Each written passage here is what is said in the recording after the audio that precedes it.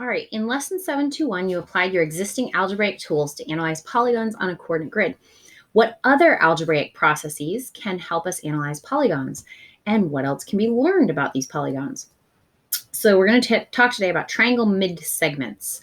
As Sergio was analyzing polygons, he drew a line segment that connected the midpoints of two sides of a triangle. This is called a mid-segment of the triangle. So for the triangle at the right, the mid-segment is this segment DE.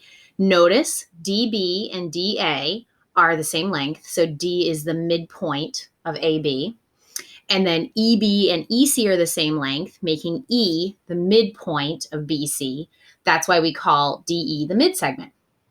So it says explore, examine the diagram of triangle ABC drawn to scale above. How do you think segment DE is related to segment AC?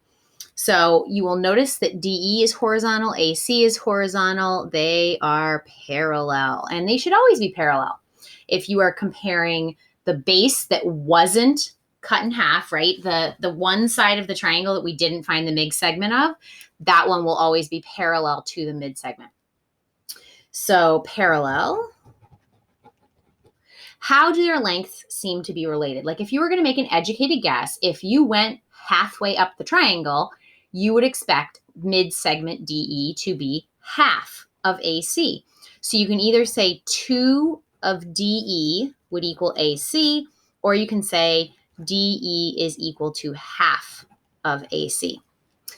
Cassie was looking at the triangles in problem 793. She thinks that 2DE is equal to AC and AC is parallel to DE. She tells Sergio that she can test her ideas about the triangle midsegment using a coordinate grid. She started with triangle ABC with coordinates 0, 0, 2, 6, and 7, 0. We've graphed it on the grid provided. Determine the coordinates of point D, the midpoint of segment AB. So to get from A to B, I have to go up 6, right 2. So if I want to find the midpoint, I do half of that. So instead of up 6, I'm only going to go up 3. Instead of right 2, I'm only going to go right 1. And that would be my mid segment. That would split it in half. The midpoint, they're telling us to call point D. So that is going to be 1, 3. The second one, point E, would be the midpoint on the other side. So to get from C to B, I would have to go 1, 2, 3, 4, 5 left, and 6 up. So half of that would be only going 1, 2 and a half, and up 3. So this point, you can see if I look down here on the x-axis, point E is 4.5 or 4.5, comma, and I had to go up 3. Hopefully you will notice that AC is in fact parallel to the segment that I can get when I connect DE. They are both horizontal, so that's good. Relationship between the lengths. So DE is 1, 2, 3 and a half, and on the bottom AC is 7. So DE equals 3.5 units. AC is 7 units, and so that does test out with our theory that DE would be half as long as AC. And both slopes are 0. Or we could say they are horizontal. So they did come out to be parallel. Calculate the perimeter of triangle ABC and the perimeter of triangle DBE and compare them. So in order to do this, we need to set up those, sort of pseudo Pythagorean theorem, right triangles where we say this one is 3 and 1. So we would do 3 squared plus 1 squared equals c squared. Over here, we would do 2.5, 3. So when I set those up, in order to get the perimeter of triangle ABC, I'm going to have to get the lengths of side AB, the length of side BC, and the length of side AC. So again, using the Pythagorean theorem, I would have the length of the 3 sides as the square root of 40. One of them comes out to exactly 7, and the other one comes out to the square root of 61. Now, if you're wondering why I would do that, it's because I don't want to round my answers a number of times. So AC is easy, right? It's 7. But if we want AB, we've got to have sides of 6 and 2. So we would do like 6 squared plus 2 squared equals c squared. 36 plus 4 equals c squared. And we would have 40, and we would take the square root of 40 to get c. Now, instead of writing down something that's been rounded for the square root of 40, I'm actually just going to put square root of 40 here on my line. The 7 is side AC along the bottom. And then I would also do BC, which is 1, 2, 3, 4, 5, up 6. So I would do like 5 squared plus 6 squared equals c squared, 25 and 36. There's where that 61 is coming from. And when I want a square root, instead of actually taking the square root, I'm going to leave it as the square root of 61. So now when I grab my graphing calculator, because I can keep everything on the screen, I can do the square root of 40 and then make sure that I hit the key to the right so that my cursor is not under the radical, plus 7, and then plus the square root of 61. Notice how the cursor still looks like it's under the radical. I want to hit to the right. So I've got root 40 plus 7 plus root 61. And now I've got an answer that has only been rounded this one time, approximately 21.1. So I'm going to say approximately 21.1 units for the perimeter for the large triangle.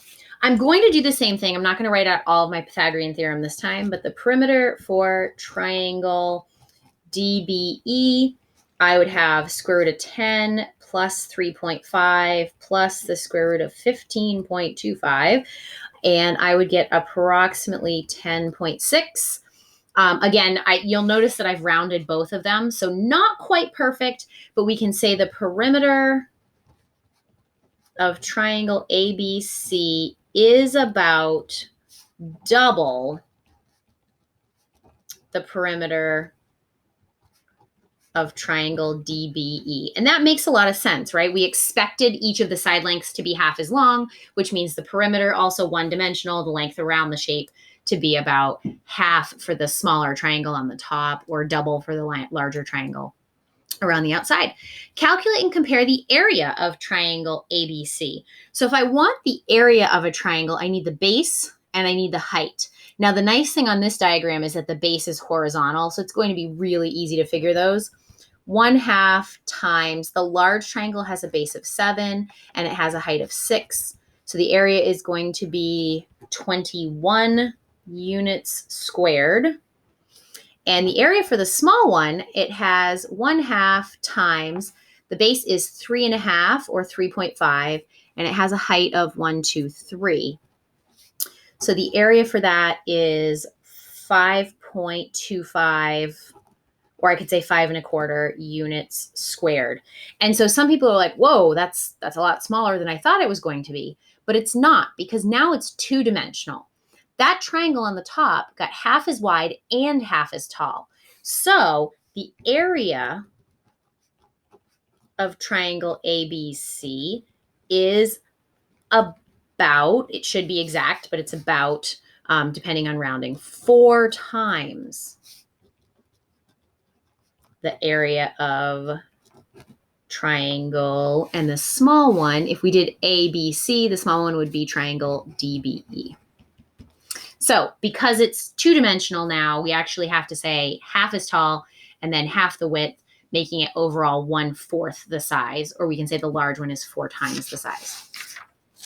795. As Cassie and Sergio worked on problem 794, their teammate Esther had difficulty finding the midpoint of segment BC. The team decided to look for another way to find the midpoint of a line segment.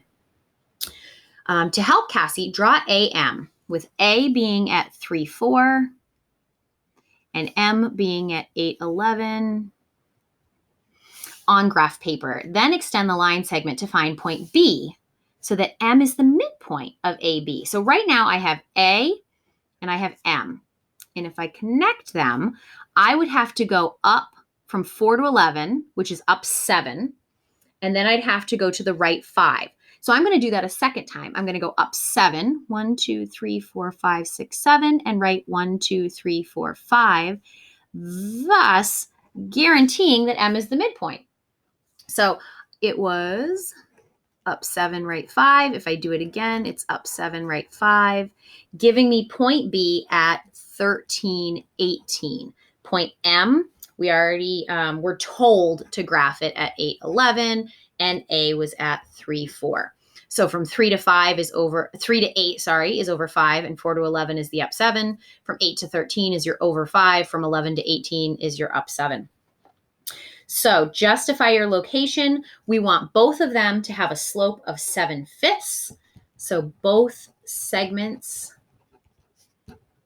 have a slope of 7/5. And we will notice that AM is half the length of AB. So we made sure that we had a midpoint. Esther thinks she understands how to find the midpoint of a segment on a graph. I always look for the middle of the line segment. But what should I do if the coordinates are not easy to graph? She asks. With your team, find the midpoint of KL if we've got 2, 125 and L at 98, 15. No one wants to graph that, right? So instead of graphing it, we want to find what are the differences. So if we want the difference on the y-axis, we would do 125 take away 15 and find out that there is a height difference, or like an up and down, a vertical difference of 110. And on the x-axis, we would do 98 take away 2 and find out the horizontal difference from left to right is 96. Now the problem is that's the whole segment, and we only want half the segment. So we want half of the 110, which would be 55, and we want half of the 96, which would be 48. Now, do not assume that you are done. That means that to get from one coordinate to the other, you've got to do 55 twice. To get from one coordinate to the other, you need to do 48 twice. So if our starting point was 2, we have to add 48, meaning the midpoint is going to be at 50. And if we started at 15, we have to add 55, meaning that the midpoint is going to be at 70. Now, you also could have said, well, what if I started at 125 and took away 55? That would still give you 70. What if you started at 98 and you took away 48? That would still give you 50. So you can either count up from the bottom or down from the top, but you have to have these numbers that are the how do I get halfway numbers. All right, last but not least, 796. On a map, Carrie drew a set of coordinates. He noticed that the town of Coiner is located at point 31. 31, no problem.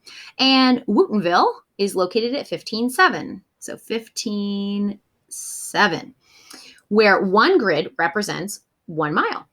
If the towns want to place the school at the midpoint between the two towns, where should it be located and how far would it be from each town?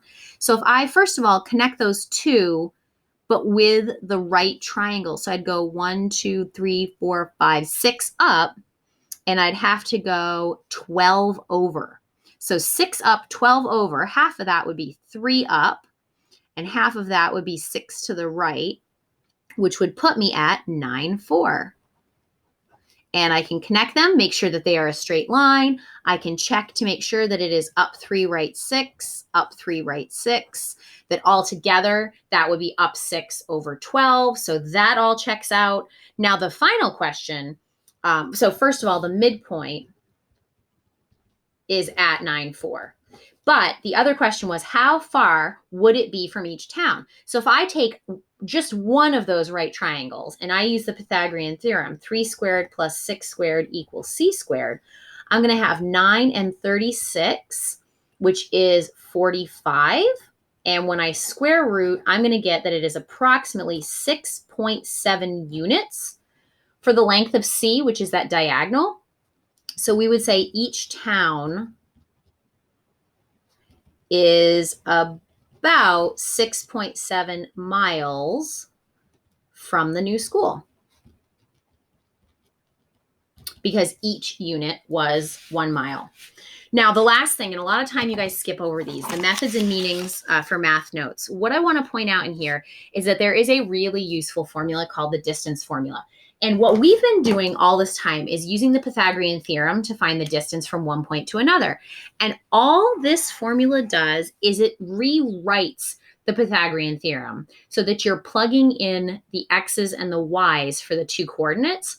And it does all of the same stuff. It finds the difference in the x coordinates and squares it. It finds the difference in the y coordinates and squares it, adds them together and square roots. which if you notice, that's all the same stuff that we did right here. All that they did was they wrote the distance formula so that you could plug things into it directly from the coordinates instead of having to find the distance as a 3 and the distance as a 6 on the graph. So just like up here where we didn't have a graph and we had numbers that weren't very friendly to graph, in that case, you can also use this distance formula as well that's located in the methods and meanings. So hopefully that's helpful. But the big picture is everything kind of goes back to the Pythagorean theorem, and this distance formula was created from the Pythagorean theorem.